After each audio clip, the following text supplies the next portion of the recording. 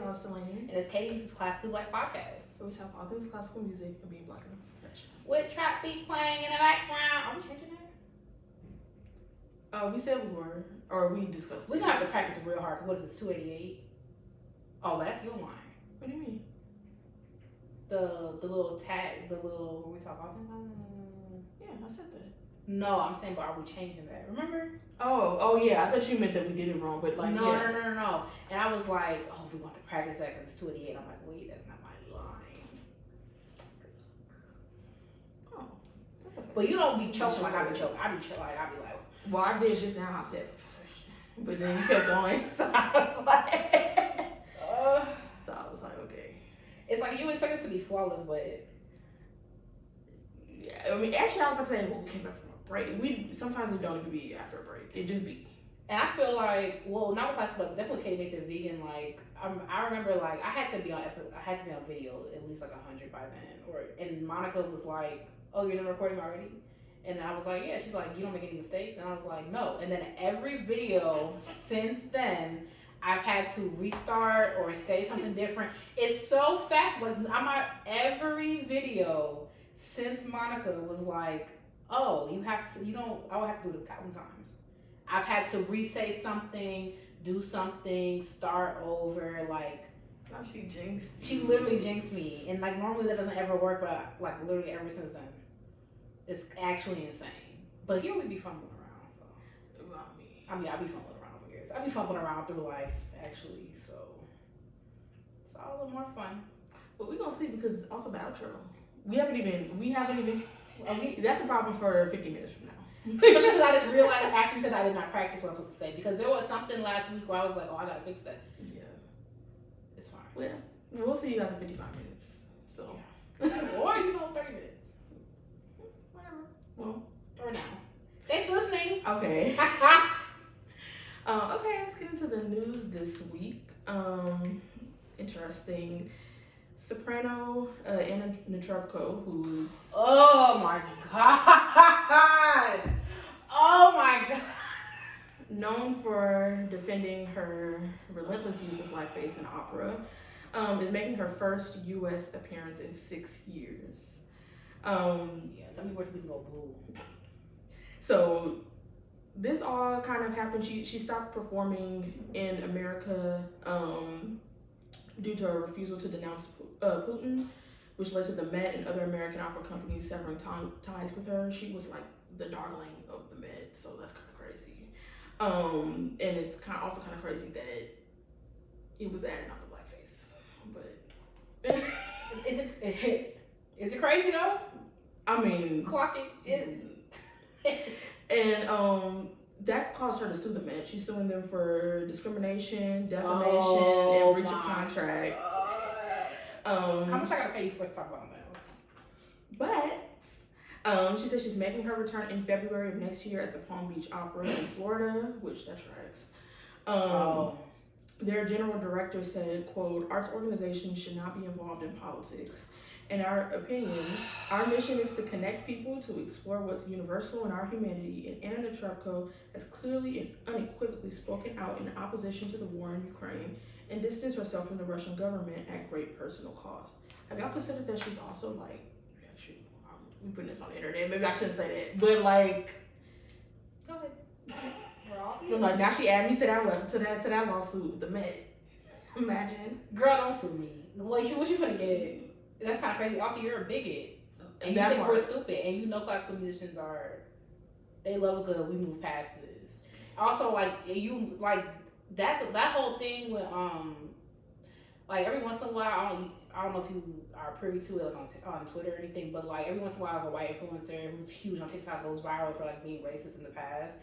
And, like, all of the white people in the comments are like, it's okay, we support, it's okay, like, we all have a past. And it's like, you got on there and called us monkeys, and then, like, the white people in the comments talking about, oh, we would forgive you. You're not in the place to do the forgiving. So it's like, I haven't heard, you heard one black person be like, oh, yeah, Anna, come back to Palm Springs and play.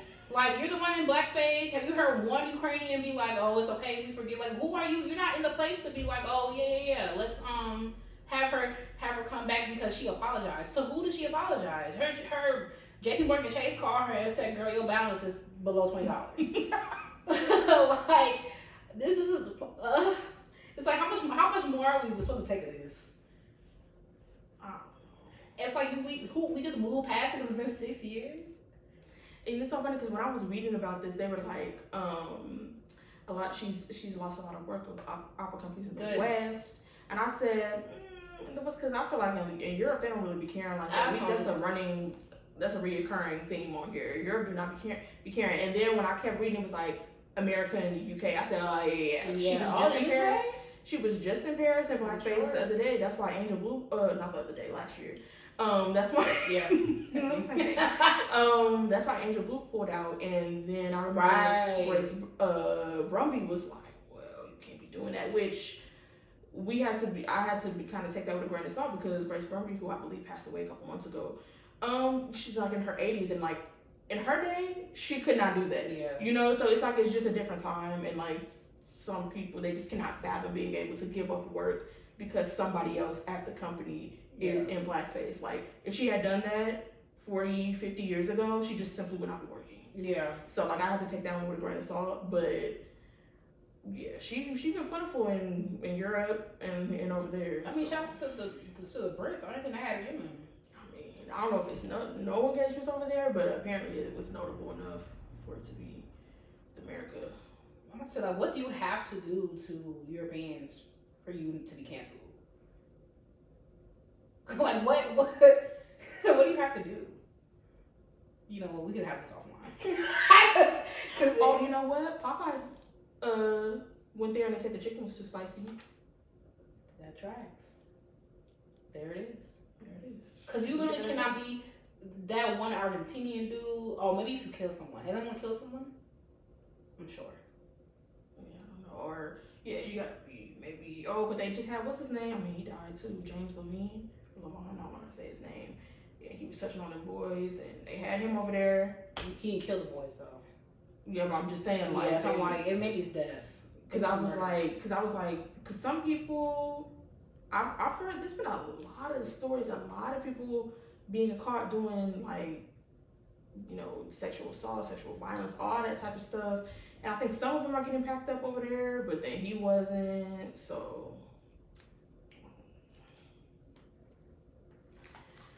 But so the Met standing on business? The Met has, I mean, they've been standing on business in terms of not having her back, and she was a big draw for them. I was kind of surprised when they cut ties with her, honestly. I think because the way the whole thing played out, especially in those first couple months when the invasion happened, like, if they had not stood on business, then it would probably been worse for them. I wonder how much longer they finna stand on business. I feel like they didn't. I don't know, because I feel like they was gonna do whatever the tide told them to do. Yep. Because that's what most people are doing. Like, most people are just doing what the tide told them to do. Because I was just telling you, I watch tennis, and in tennis they don't show, like, they have the flag of everybody's country except for the Russians and the Belarusians, because I think it would still be a Russian flag. Oh, for real? That's why I think they have their own flag, but, like, for whatever reason, the Belarusians are also, I don't know what this, I don't know if it's like territory, I don't know. Hey. But, like, they have that. And I'm like, they wouldn't be doing that if it wasn't, like, just a sweeping thing, because they still got that Israeli flag up there, so. Which is confusing to me. I don't know what that's about. Like, and they at the Olympics, but Russia is the unaffiliated or AIN nations or whatever they got going on. So I don't know. The girls have been born Israelis, so keep it up. Period. All right. Well, yeah, that's happening in February of next year. In case you want to start rotting your tomatoes. February's crazy too. We can't win. February. Oh my God. We should probably gonna be singing. We shall come. Wait, no. Dang, I just lost it. God was like, shut up. I'm gonna find it though. This little light of mine. I'm singing. I got plenty of nothing from Free Invest. In case you want to sit your tomatoes outside to rot right now. So what? So I said, in case you want to sit your tomatoes outside to rock right now, so it'll be nice and ready in February. You can go. If you go and boo a performance, like what are the ramifications? I'm not gonna do it because I don't want my mama to be embarrassed, and also I want to keep my situation. But like, what are the ramifications for booing another performance? You just get removed? Yeah, probably Usher just comes and asks you to move. Some people next to you, depending, probably would be like, "What you doing?" I kind of want to be. I forgot what it was. There was some commotion, and there was a couple different ones. There was that person. They said orgasms at the LA Phil. There was another one.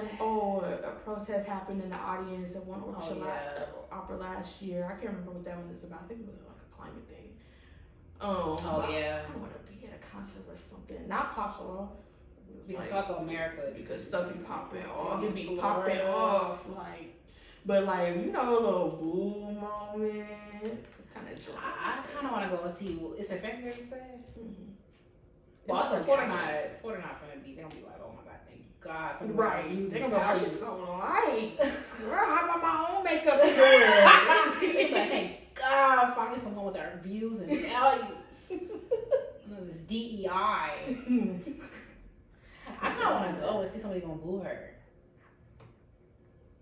Because ticket sales don't go to her. That's different money. Right? So it's like a gala or something. So tickets gonna be mad high. Probably sold at well.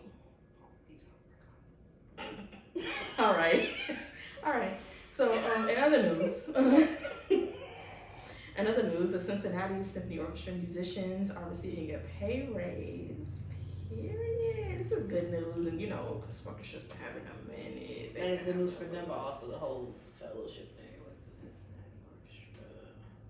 Where that money come from? Oh wait, because they stopped. Allegedly. Allegedly. You told me that. Yeah. Because of the laws. Allegedly. I'm just saying what I heard in the street. Not allegedly. Because the Greek. People be whispering. People do be whispering. But they still had it up on their. Remember? Remember that I told you when I found out? And then we went on the website. We so freaking busy. What's it called? Cincinnati Symphony.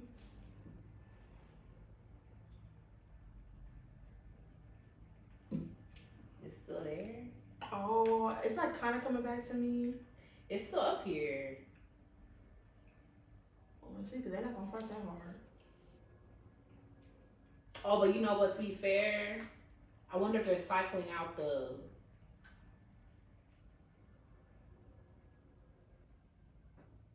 Wait, hold on. Oh, I love a little mess. When I said get to know the fellows, it took me to the musicians page. Oh, but they're probably on there. I was like, Memphis, we had a separate page. Oh, they on here. Okay. Literally, it wasn't hard at all. Oh. Well, offline. Yeah. Well, they're getting a pay raise. It's a new 5-year labor agreement that was reached between the orchestra's management and the American Federation of Musicians Local 1, which is the union that's going to provide the CSO musicians with a base salary increase of 23% over the duration of the contract. Previously, I think their base salary was, a little over $100,000. Apparently starting on September 9th, the new contract is also going to enable flexible scheduling, audition and tenure practices, and put the CSO in the top 10 American orchestras with competitive salaries for its musicians. Say base salary is $100,000? A little over. Yeah. Period. Additionally, they've been guided by the National Alliance for Audition Support and the Black Orchestral Network for their diversity, equity, and inclusion efforts, which will include the advancement of Sphinx Orchestral Partner Audition winners to the semifinal rounds of auditions. Oh, that's T. And also, they're going to be implementing protections against conflicts of interest in auditions, a formal evaluation process based on job-related criteria, as well as more support systems for musicians during the tenure process. So, because they're like, don't bring that Kansas City stuff over here. Bond been on that JOB. I'm telling you, Bond? Oh, y'all working. Just be yapping. I'm working. Like, Vaughn been on May. They said, oh, we finna shake some stuff up. We need that part. Cause how you gonna get on the news? See, that's why. I mean, you were just on the news. I mean, without on the news, I was okay. Yes. Okay. I know what prepositions are. I'm just saying, like.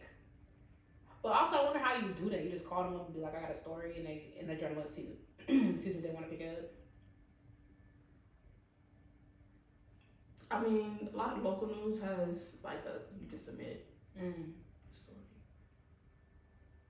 Yeah. Great. All right, that's my news. Oh, that was short and sweet. 15 minutes. So there's a portion in the book that we're reading. It's called The Blind Side. Isn't that not insane? I didn't want it to be tacky, like what we reading. Like, do anyway. I don't know. It's like when I asked you what the book was like a couple weeks ago, you laughed at me. I was like, that's the moment I realized that I would never commit to title of memory. The Order of Things. There's a portion in The Order of Things where one of the characters that we'll talk about today was not able to play his violin for a couple of days, and it made me think about like how like at every point in my career, there's been a moment where I'm like, dang, I really don't want you really trying to do this, like really not trying. Especially when I was in school, like less as I went on, but like sometimes it just be like I just want to trying to play today, and this is this discipline that makes you actually do it. And I just wanted to know, was there a time where you couldn't play your instrument and you're like, dang? Because I think it's always different when you be like, I want to practice versus like I can't practice. Because then it's like, dang, I can't do this thing that I'm able to do. Do you have a moment like that at all where like something happened that's not too traumatic or personal that you couldn't play your instrument? I don't really, there's nothing like for like a stretch of time. Yeah, nothing for me to stretch of time either. I had, I remember the first time I guess that I had any issues was when I was at Interlochen and I had like what I believe to be a pinched nerve in my shoulder. And I remember I couldn't look over my shoulder. Like I couldn't turn my head past like this. It was so painful. So like, I can't remember, I couldn't have stopped playing for that long though. I think it was just more like real chill type. Mm-hmm. Because, and also like just having to control that. Because I played every concert when I was there. We had a concert every week. Mm-hmm. So like, I would say that, and also my sophomore jury at Eastman, I had to cut short because I literally like I just could not. I think I had to cut the first movement of Khachaturian off of my program because some fingers and double. So I mean I couldn't play those anyway. So that's crazy. And I worked out. My shoulder hurt. No, that's kidding. Jamie watching his back like, see, I knew it was something. All right, she's a fraud. Dang, I ain't never had anything like that. Mine were so trivial. Like one time during the summer, I was making some sushi. When I was at undergrad during the summer. There was a summer that I stayed in my college town, and I was making some sushi. I cut the tip of my finger off. The whole tip? No, because it wasn't nearly enough blood. I realized when I was in the comments of a video, there's a guy that uses a mandolin like every video. People are like, I can't use a mandolin because one time I cut the and it was so much blood everywhere. It was bloody, but it wasn't like I should go to the hospital bloody. It was like, oh, it's a lot of blood. I was like, oh, I remember wrapping it and be like, oh, I'm still bleeding. Like it was kind of one of those things. And then it was like, oh, this really hurts actually. And so I had to wait for it to heal. So I couldn't play. And I was like, dang, all that complaining. I just miss my girl. How long did it take? You know, I can't really remember, but at least a week. Maybe shorter. But I couldn't. And even when I went back, it's like, I couldn't. And that's why I'm like, I'm too clumsy. I think like throughout my life, I'm just like a combination of like bad decisions and like being clumsy. Like, I really should like act better as a violist. Like, if I'm falling, I immediately break my fall with my hands. I mean, I feel like that's like a common response, but like I remember I took a trip because you know Charleston streets are like bricks and like they be loose. I tripped walking back from a thing called a concert.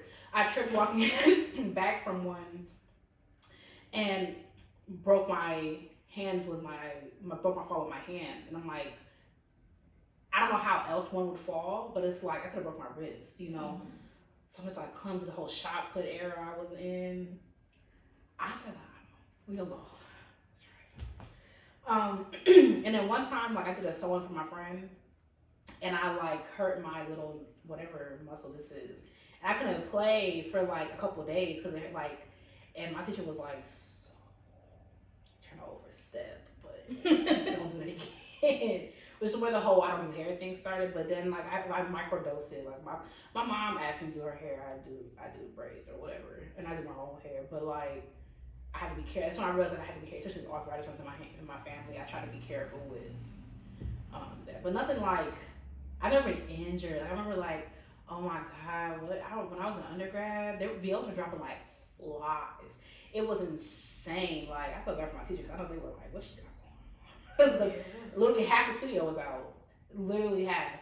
And Dr. Block wanted to play some Wagner overture, and he wanted to play Bruckner Symphony. And the strings were like, yeah, we're not playing. Our students cannot do that because it's too long. It's too much like tremolo and whatever. Like we already dropping like flies. So I've never been injured. Thank God. Yeah. I don't know. Eastman was trying to take all of us out because there was a lot of people like getting double rotated, and I was like, I always made my schedule so that they could not. I always scheduled a class during the opposite rotation because like they have two. At Eastman, there's two like large ensemble blocks. So sometimes the bass player you will get double rotated when you're in both, and so like those are rehearsal blocks, so they're pretty big, and then they're right on top of each other, literally. Like there's like a 5 or 10 minute like passing period between the two of them, and people would be they're in Musica Nova, the new music ensemble, and they're in the Symphony Orchestra, or they're in Philharmonia, and they're in the Wind Orchestra, and I'm like, nah, y'all gonna have to give me one. Because I'm not doing that opera. Like I'm not finna. Never did opera when I was at Eastman. Never did. Yeah, I feel like a lot of times maybe because like my undergrad the music program was smaller. It was like 400 people across the whole school of music. Like they would intervene. It's like you can't be in 7 chamber groups. No, you can't be in 7 orchestras. Like because as an undergrad, especially like you want to do everything. It's like I feel like you don't really learn like. I probably shouldn't be playing this much on top of practicing. Yeah, and then on top of people, and they love going to the freshmen because the freshmen say yes to everything. Yeah. Can you play on my recital? Oh, can you play on my this? Play on my that? No, I cannot. And the girls want to ask me something to say no. Especially as I got older, I'm definitely saying no. Yeah, by the time, I think freshman year, I definitely played in somebody's conducting thing, and I played in OCA, which is a studio run new music thing. I did OCA once, and after that, I did play in somebody's recital. I think my sophomore year, but I wanted to play that was the fourth shot. Was it the Serenade for Winds cello bass? Chamber music moment. I was like, yeah, I'll do that. They knew not to ask me. Undergrad and grad. Don't ask me. I don't want to play your recital because you're rehearsing at Sunday night at 10:30 p.m. That's another thing. It's so difficult to get everybody in the same place at the same time. Like, no. Remember, I'm being bad. I'm so sorry. I'm so glad that's over with. I'm so glad. Music school is so hard. I am so glad that part of my life is over. Maybe not. Sister. I had a moment of this. Talk about this moment of weakness I had when I was like, a PhD will be or edema.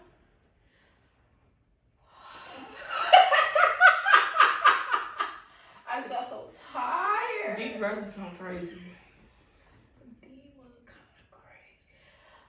I don't know if I have like the mental strength to do that. Actually, that's that. First of all, I know you got a sister and me. You know that would derail a lot of stuff. One recital a year kind of insane. I mean, I've done that, but like 3 times. I mean, I said I would never play another recital. Never. Not miss my chops. Sister, your chops. Extras keep you enough shape. Extra recital. Done it. Part 2. I just don't recitals too much pressure. Be looking at you. Yeah. And listening. Right. It's the worst part. That's worser. Yeah, I said I would never play another recital. Man, I would do like, remember that spot in our neighborhood? I was like, ooh. Oh, you would play? Not jazz, because I would literally cry. But like, and not alone, because I would literally cry. But like, Sister Walton? can you imagine? But I said I would, Aurora will be tired of me, because I really do have a little idea. Hey, Aurora. Got an idea, girl. Hit your line soon. Probably should just turn this off. Aurora's like, she real tired. She gonna be listening like, actually. Yeah. Aurora tired of me. Yeah, got me a little idea. I was got my idea. Listen, anything to make a couple bucks. Anything? What? You heard it here first. Anything. All right, y'all. Let's get into the book club. Okay, so like we said, we're in the order of things. Yeah. Oh, right. I really right. Oh no, I'm just gonna give us a little recap because last time we forgot. We was like, so what did we talk about? The book? Yeah. I thought I misunderstood. I don't know why. The person who, that's why you were looking at me like that earlier, because the person who is gonna be the one who does the thing. And I was like, okay, that's me, cause I just edited it. That's why I wasn't. You were like, okay, we're back. Might be a little slow. Okay, so this week we read pages 73 to 141 of the Order of Things. Just a little background. Z, who is the violin prodigy friend of our main character, is preparing for this big solo at school. He has a little fainting episode and at school while he was practicing, and has to take some time off from violin. That's what inspired the intermission. His dad was like, you pushing yourself too hard, and I just don't want anything to happen. And he was like, no, I'm gonna sneak off and play and all that type of stuff. Meanwhile, our main character, April, she's considering taking her drum lessons to the next level. She's also has this like partner at school, Asa, who is like in and out. She's been missing a lot of school. That's kind of like a side story that we haven't really figured out what the root of it is yet, but she's been missing a lot of school, and that's been being noted.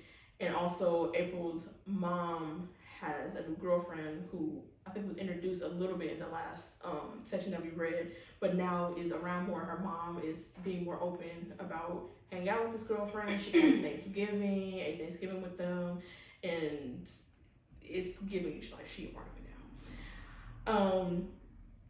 Then when her and Z were hanging out, he had like kind of another health scare where he was like doubled over. She was like, good. He wasn't answering. She was like, are you good? And finally he was like, sometimes my chest starts, my heart starts beating like real fast.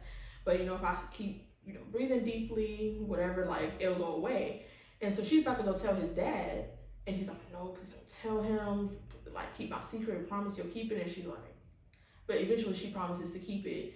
And she's like, what happened? Like, what if your breathing deeply doesn't work next time? And he's like, well, if it happens again, we can tell my dad. And so that's what makes her promise. Fast forward, so he does his solo, it goes well. And he plays it at their family night, he plays it at school, everybody loves it. One day she's walking home from school, and they usually, they walk to school together, but since they started going to different schools, they have a certain intersection where they meet and separate. She's walking home, he's not there. She's thinking like, oh, maybe he either stayed after for a lesson or he's already home or whatever. She gets home, and his dad and her mom are in his apartment crying, whatever. Turns out he passed away. I was like, yeah, I kind of gagged. I was like, whoa. I knew it was going to be something. I didn't know it was going to be that. And I knew because it was in the synopsis Sure. of the book. But then I had actually kind of forgot. But then I was like, oh yeah. And then I went back and checked because I was like, did I imagine that? And I was like, but they would tell us that beforehand. And then I was like, oh yeah. Because I read the synopsis, months ago when we was picking the book. Mm-hmm. And I was just like, dang. So that's kind of where we left off. Like, I read the synopsis, but like, I was just like, and I think there's one that I think that's shorter that might not have that information. And also, like, a lot of times, I mean, I've like suffered from this or something. Like, I read An American Marriage, which like is a good book, but it was like very traumatic for me because it was like had to do like false imprisonment, like, and I had no idea. It's literally in the synopsis, and I said I would never do that again. But it was so good. It was so well written. I just finished it. But yeah, I did not expect that to happen. So what you think on Oasis? I honestly have no idea. I feel like we don't know enough about her. Like, Yeah. I don't know. Cause at first I thought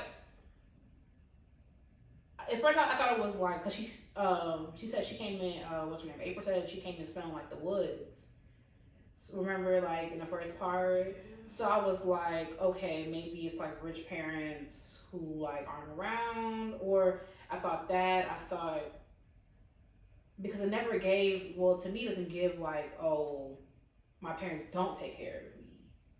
But say she might be homeless. Oh. But then there was something that made it. But you were on Boston. Homeless in Boston kind of rough. Yeah, so winter time.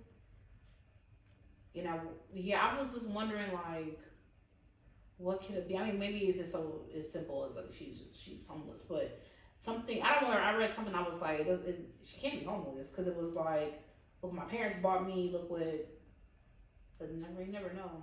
Being a group home. I was trying to grow in a group home in middle school. I don't know. I feel like most of the information that we got about her background was in the last thing, not this stretch that we just read. Yeah. And so I've since forgotten it. So that's great. But so I don't know. It all could also be like, I'm trying to think what would cause her to miss school though, because I'm like, when she said she was a Girl Scout, and I was like, well, that could be, they camp. I don't know what they be doing, or maybe she has some sort of interest or something that she like wants to do that her family doesn't approve of or something like that. Because it feels like her purpose in the story is to be like this unexpected friend. Yeah, that's probably where it's going, especially with Z gone. Yeah, so I feel like maybe she has some sort of like secret that she's doing. It could be a secret hobby. It could be something. But that young? What do you mean? Like, I mean, it depends on what it is. I mean, everybody's upbringing is different, but my mom was squarely in my business at 11. You know what I'm saying? White, though. I believe she's white, so yeah. I mean, I feel like sometimes they be, depending on it depends. She be a latchkey kid, so that's true.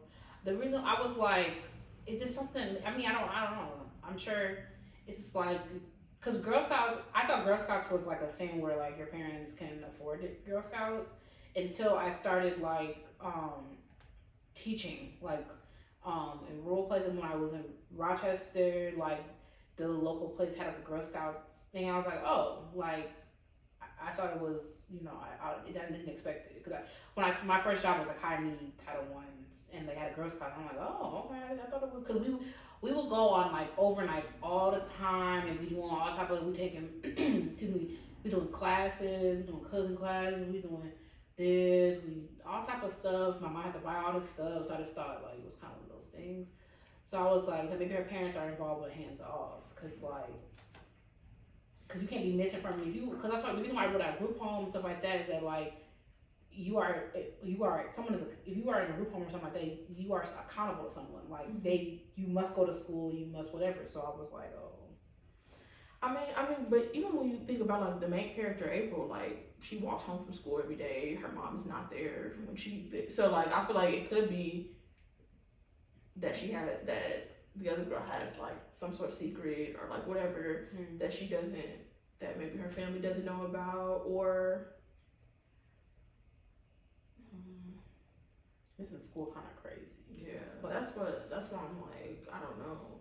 Like, she said that her family goes camping a lot. I'm like, maybe there's something to do with that she is getting into. Or maybe her it's family is too far or something like that. I don't know.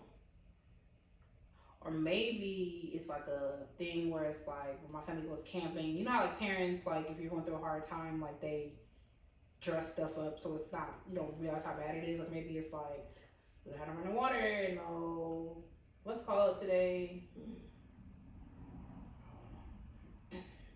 Let's see.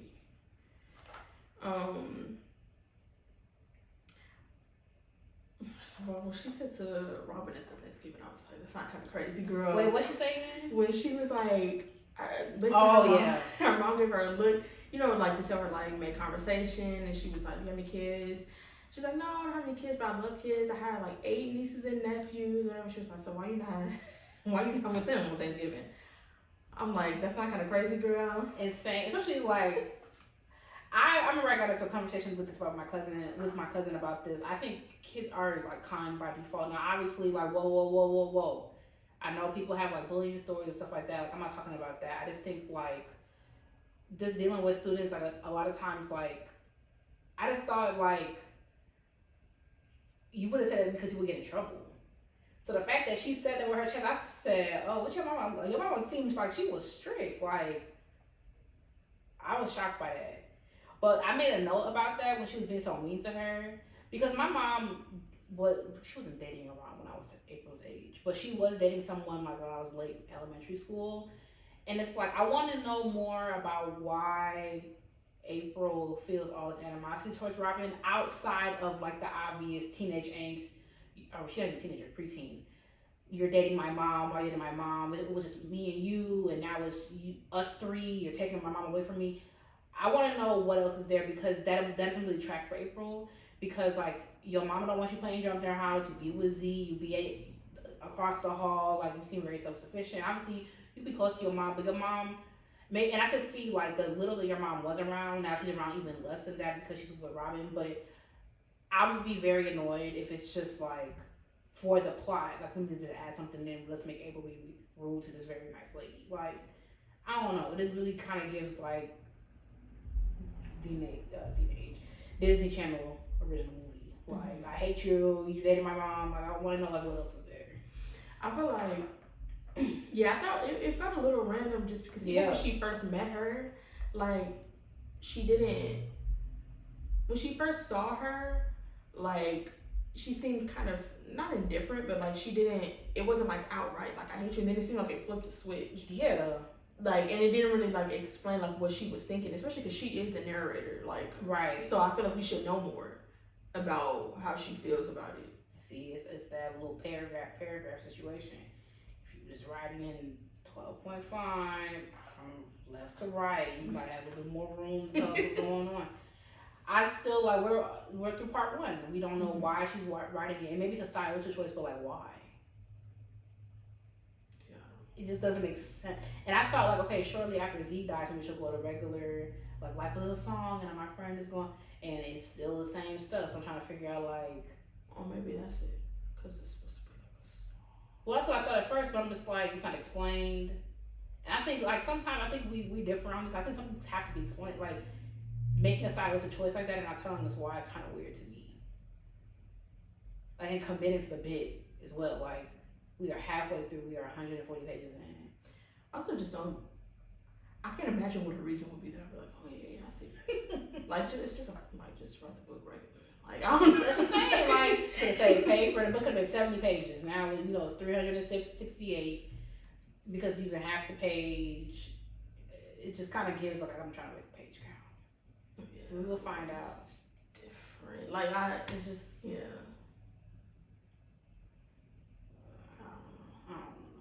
I don't know. What else I wrote here?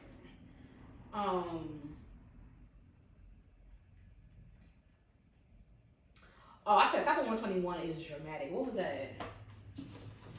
Cause sometimes I be like, these kids, I'm like, I know children, and it's like this is not how children act. This is not how children speak. It kind of takes me the story sometimes. Cause I was like, oh yeah, when she knew that Z would be playing at 12:05 p.m. and was like, I'm gonna go to the corner of the playground and feel what he's playing. I was just like, you know what I was doing this year?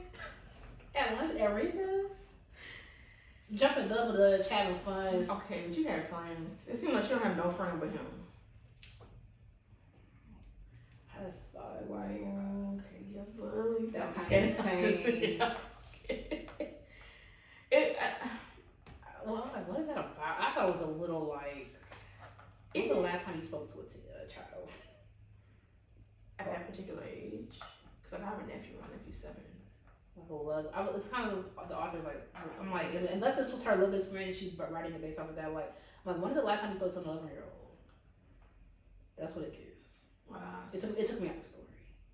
Yeah, because it's like, I don't know, because I remember when they was having that conversation, I think it was right after he played his solo, and she was like, she said something like, I bet they didn't know what hit them or something like that, and he was silent, he was walking. Yeah, what was that? I worked super hard on that, right?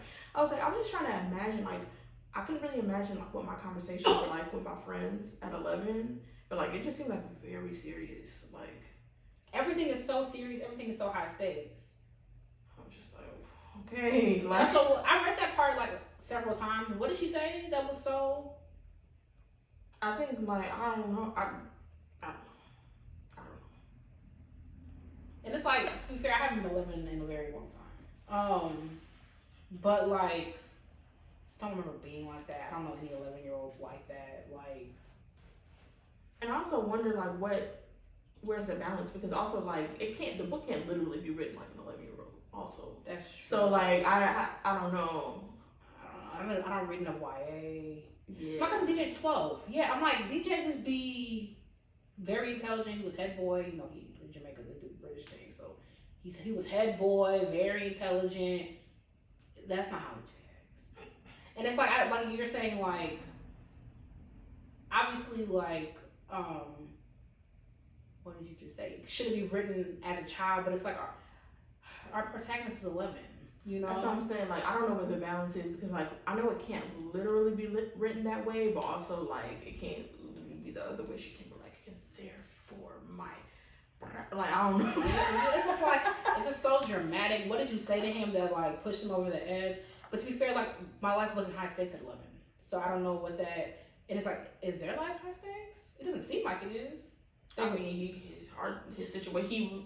Maybe coming close, maybe because that's probably was scary for him. I mean, it wasn't scary enough because he was keeping it a secret. But also as a kid, you don't know, like, whatever. Like, you don't think like I'm gonna die at 11. Like, you just don't think that, because like, that track for me, like, keeping your friend's secret. Should I keep the secret? Like, that's age appropriate to me. And me like reading that, I was so heartbroken because I knew he was gonna die. So I was like, I know she's gonna regret this. And it's not fair. She's gonna blame herself. Especially like you're that young, you're probably gonna blame yourself. You gotta deal with that, because like if I had just said something, but it's just so important that your not friend, to say anything. Exactly, it's your friends. You keep his trust, like.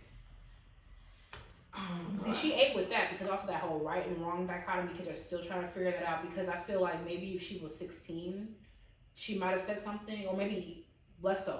Like, I really ain't saying nothing. Matter of fact, I didn't even see nothing. I think go either way with 16. If she would have made a different decision at like 20, like, you know, like, yeah. she ate with that. Like, is she gonna keep the secret or not? And I think, and this is like, I don't even know, because like, I feel like maybe when you're older, even now, like, there's been some stuff where I'm like, should I go to the doctor for that? But like, whatever. But there's a certain point in your body where you're like, something's wrong. Yeah. You know, like, and maybe if they were older, then it would have been a different thing, because like, I was just something that the other day, I mean, I think I like told you whatever, like, my stomach was feeling kind of crazy, but like, you just trust, like, if something was really wrong, I would have said something. You know what I mean? Yeah. Like, but for her, she's like, I don't even know, because there's times I'm like, maybe should I go to the doctor? Yeah. But like, my body always doing something new, so I'm just like, I can't really. And I'm also like a hypochondriac a little bit on top of that, so it's like I really can't take myself seriously. But I've also been in this body so much longer that I know, like, this is probably due to that time of the month. This is due to stress. Like, a lot of times, I remember one time my grandma was like, you have a chest pain, you should go to the doctor. Yes, and I know my heart level good. Girl, you stressed out. Let's tighten up. Especially if I'm really like anxious. I'll really suffer with chest pains. So like, but I know that. But also, I don't know if I had chest pains at 11, like, would I say? I would say something. I'm like, mommy. Yes, I don't know. And I didn't have a passion like that at 11 that I know if I told my mom that it would stop me from doing this thing. I was gonna say, because that all circles back around to like, I just don't think I love the instrument enough because like, I'm not gonna every day you tell me you hate the viola. You passed out, you lost consciousness, and they was like maybe lay off the violin. You're like, no. I can't bear it. I'm like, every day I feel like, do I hate the viola? I feel like I have a normal, healthy relationship with my instrument. Like, UT girl, but like you're not my. That's also a lot of work I've done where like having to, especially after going to Eastman, having to separate my worth from my instrument. So now that I've done that, every day I'm like, oh, do I hate this? Because y'all be like, I can't breathe. I just let me plus. Yeah, I could just touch. If I could just, hey, like I just feel like, yo, every day, like especially at 11, I was more passionate about That's So Raven than I was about anything else. I was more passionate about I was more passionate about my friends. I was more passionate about Girl Scouts.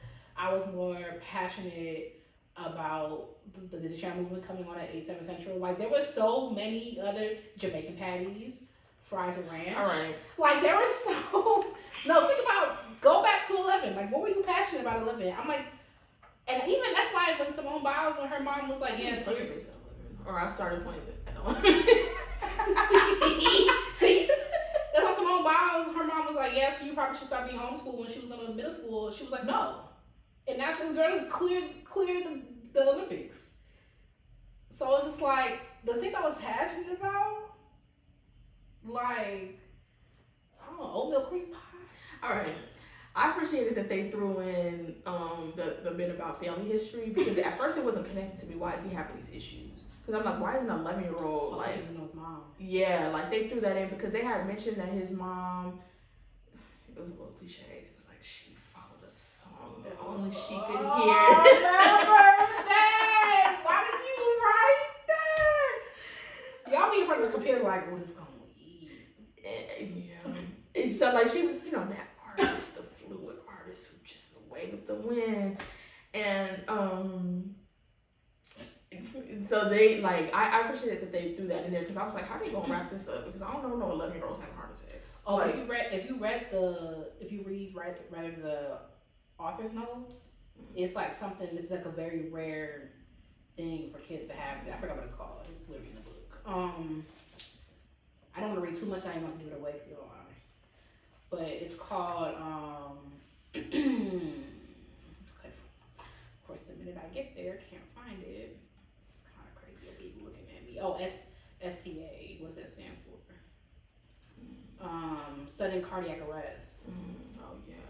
Like I knew something could happen, but like I appreciate that they like threw that in there, other than just like he just because I feel like up to a certain point it was like he's practicing so hard. I'm like practicing. I thought they was gonna leave it there and like he's practicing the violin so hard he passed out. I was kind of like also like have you? Maybe I'm just playing. Like, that's why when his dad was like, oh, I knew a football player, but he was like, I played the violin.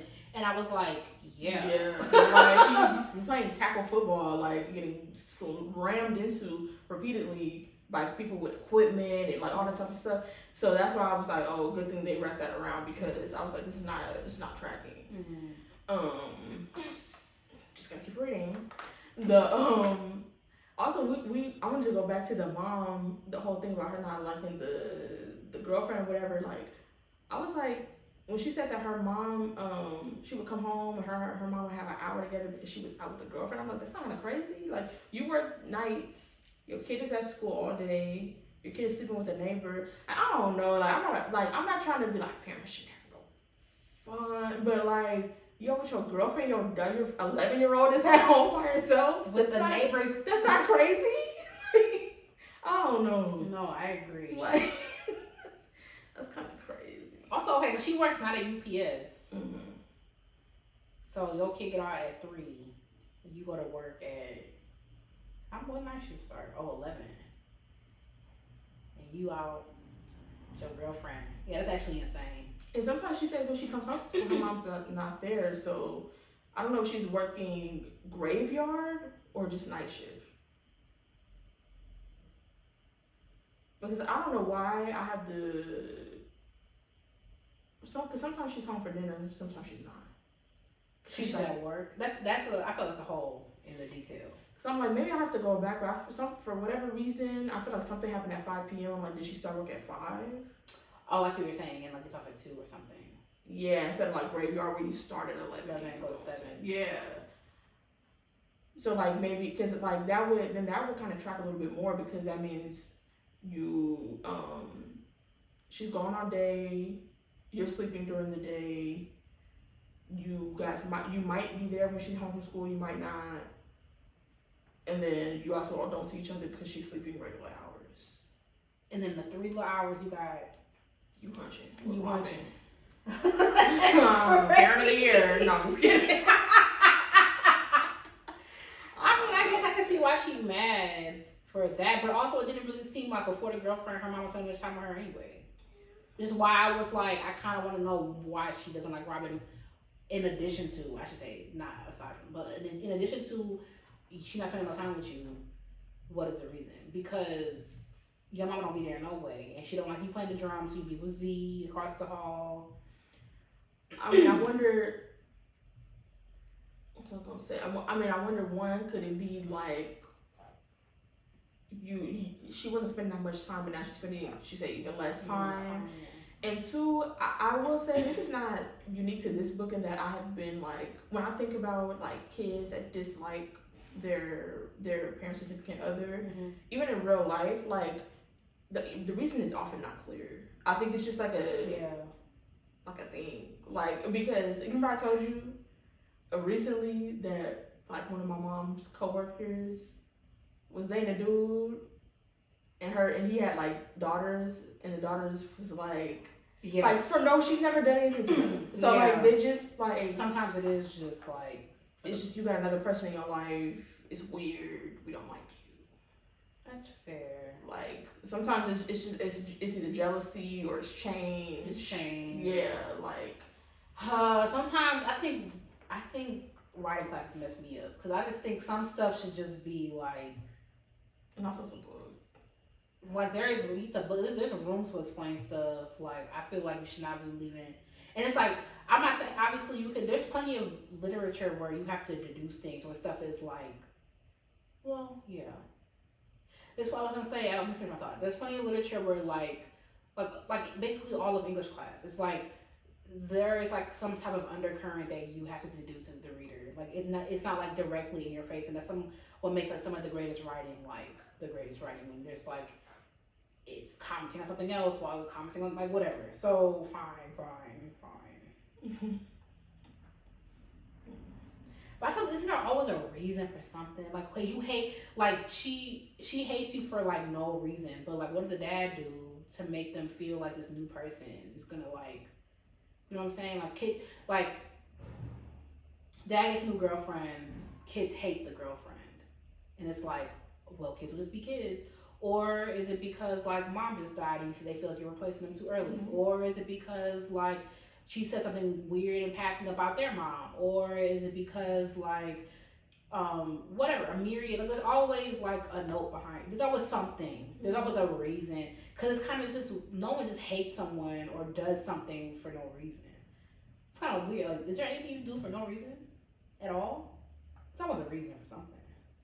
I guess. I mean, I just think that while I do think I agree that I feel like it came out of nowhere, I do think that her feeling like that there's someone else in your parents' life, I feel like that's enough. Like even if she wasn't spending a lot of time, for her, I don't think she's thinking about a lot of time. It's, you feel the difference. Yeah. Either way, you know.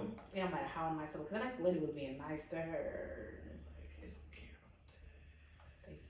They're so, sometimes like it's just, or kids, they just want to be rebellious. They got a new person that the authority is not, you just have having a substitute teacher. I used to get so much trouble in summer. Like, see? I was a kid that was very nice and so I did everything I was told. Like, my name has been on the sheet once or twice. that's insane, Katie. You become a teacher. Sometimes I get students and I'm like, yeah.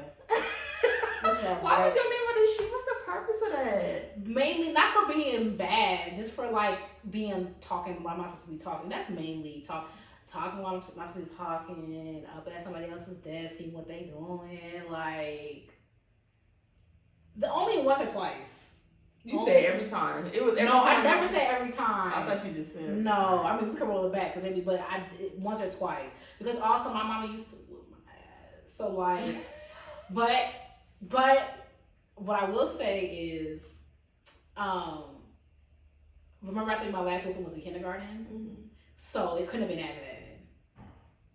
It couldn't have been that. And also my mom was not that old.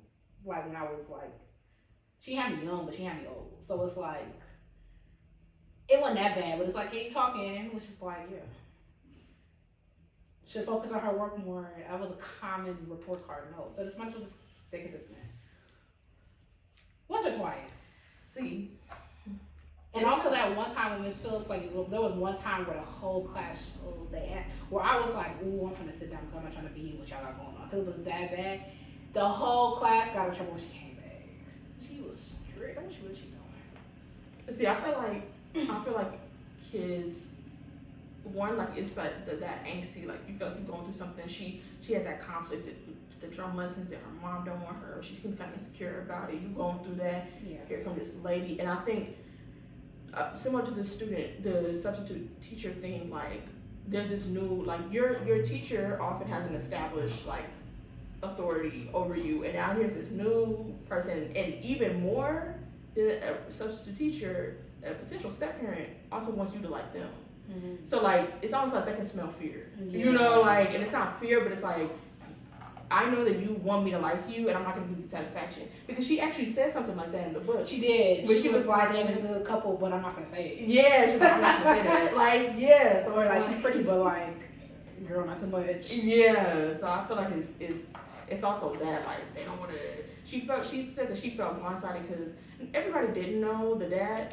Her friend's dad knew, but her friend didn't know. But she felt kind of blindsided by the fact that they was all there already. The first time she met the girlfriend, everybody else in the family was already there eating with her. Not they wasn't eating yet, but she came in and she felt blindsided by that. So also I feel like it's like you kind of being rebellious. Like, I'm not gonna give you the satisfaction of me liking you. Yeah. So I don't know. Yeah. I mean, I wonder what's gonna go. I mean, obviously, like, predictions are gonna be like, for me, she's gonna become best friends with. Finally, we can figure out how to play Asa, and they become best of friends, and so on and so forth. Oh, and I have one other thing. I also wanted to know, like, about the whole my mom's never around thing. Like, how much of that is true and how much is that, like, the kid is narrating the story? Because, like, we was talking about, like, you know, that difference, like, she was not really here and she's here even less, and like I wonder, like, she said we only have like an hour together. I'm like, is it really an hour? Is this like, this is an 11-year-old saying how much her mom is around because she dates somebody you don't like? See, that's interesting. I'm also wondering, like, do we just take what the main character is saying as truth because, like, that's the only. And like, I feel like there are some books where you don't do that, but I just feel like this one probably isn't one of them. There's a book where you don't do that? Will you tell me about that book where, like, the main character's lying the whole time? The narrator's lying the whole time? God, I want to read a book like that. Because you're supposed to trust the narrator, you know? But I feel like, I mean, it depends on, like, I guess it kind of depends on what they're saying. You know, because, like, I feel like this is just more straightforward. Because it's, like, kind of YA. So, like, yeah. You know, like, it's just more straightforward. It's not all, they being twisted. Like, you know. Wasn't you that told me about that? I don't know. Maybe it was Monica. I want to read a book like that. Because you're supposed to, like, she was like, you get to the end and you realize that, like, you literally cannot believe anything that the narrator was telling you. That's kind of tea. I don't know, but if you know what book it is, something. That's kind of tea. Okay, but I see what you're saying. Like, is it like hyperbolic, but also. Yeah, it's probably. But I just. That's a good point. Considered it. Because kids be mad. I'm dramatic. I'm 31. So, no. But I also am a 31 teen-year-old girl. Alright, so the Black this Excellence. Cold, dark world. Alright, so we're going to see you guys next week. Well, I'll see you guys next week. That's kind of crazy. On a separate channel because this isn't working. So, remember my boss actually do something like this little girl. You're literally not. Progressive just notified you to become your account, taking your money for car insurance. I'm like, I wish I would stop doing it. Just take it. That's kind of crazy. Like, come to my account, my little doubloons. You don't even care. Anyway, what can we do? All right, y'all. It's time for Black Excellence, where we hype you up, gas you up, and give you your props. There's room for everyone at the top. Who are you talking about, Dalanie? This week I am talking about Lorin Green. Lorin is an arts leader, an administrator, a flutist, and an educator. She's a community relations manager at the Seattle Symphony. She was a Seattle Arts Fellow. Period. She was the. Oh, she just got that job this morning? No, she was a year after me. She said, "I'm in a job." I mean, I might still be there if I hadn't went to grad school. Oh, okay. Grad school always be good. So instead of earning money, you lost it. So that's great. She's led and assisted in reviving programs like the Prison Visits Program, the Community Stages Fund, and Dear Humanity. She was also selected for the League of American Orchestra's Essentials of Orchestral Management Program at Juilliard. And she was recently appointed to the League of American Orchestra's inaugural Student Leadership Council, where she was one of only 5 students to be chosen nationally. She also is a researcher and a performer, and was selected to present and perform at the Atlanta Flute Club Annual Conference, the Georgia Music Educators Association In Service Conference, and many, many, many more. She co-hosts the Relative Pitch podcast, where they have conversations around accessibility, representation, and innovation in the music field. She also has a flute and trumpet duo. Talk to her. You know, get my duo off that platforms and highlights works by people of color, women, and other underrepresented composers. We live in the city. We live in the city, y'all. We live in the city. That's sorry, we don't live in a farm state. You just have to deal with it. She's a graduate of Kennesaw State University and the University of New Mexico. And she also just released a book that highlights the experiences of Black musicians called From Our Eyes and Ears. Writings by Musicians of Color, which is a narrative anthology that centers writings by musicians of color from various perspectives who chose to pursue music as a career path in the Western classical field, about how being a person of color within this field has affected them. All right.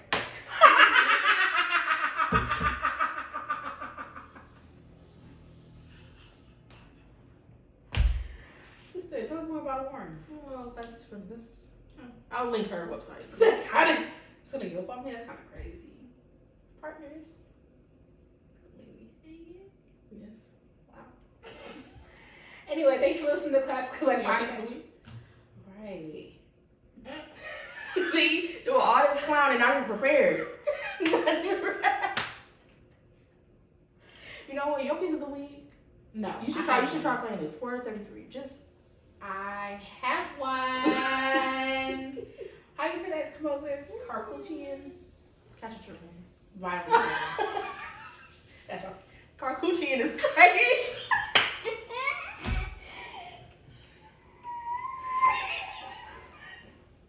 That's my piece of the week. Thank you for listening to Classical Black Podcast. Don't forget to follow social media at Classical Black Podcast.